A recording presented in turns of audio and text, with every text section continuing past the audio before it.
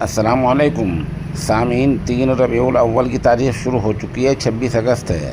خبر کا عنوان ہے انجینئر محمد علی مرزا 30 دن کے لیے پولیس حراست میں۔ جہلم کی جو ضلع جیل ہے اس میں ان کو 30 دن کے لیے 1 مہینے کے لیے بند کر دیا گیا ہے۔ وہ وہاں نظر بند رہیں گے۔ ان کے وکیلوں یا گھر والوں کے علاوہ کوئی اور شخص ان سے مل نہیں سکتا۔ البتہ حالات کے مد نظر آج ان سے کسی کو نہیں ملنے دیا گیا ہے، اور فی الحال ان کی طرف سے کوئی وکیل بھی نہیں سامنے آیا ہے۔ الزام کیا ہے؟ ان کے بارے میں وہاں سے تحریر دی گئی ہے کہ ان کے کسی مکالمے سے یا تحریر سے مذہبی جذبات کو ٹھیس پہنچی ہے۔ اس وجہ سے پولیس نے ایک خاص قانون کے تحت ان کو گرفتار کیا ہے۔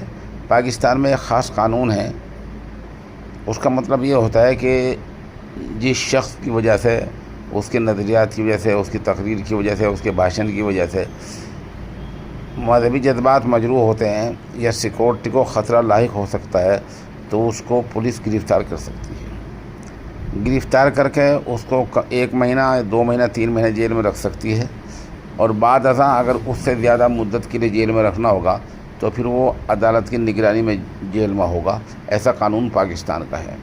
مرزا محمد علی انجینئر کے بارے میں وہ سب لوگ جانتے ہیں جو سوشل میڈیا پر ہیں کہ وہ اسلام مذہب کے خلاف اناپ شناپ بکتے ہی رہتے ہیں۔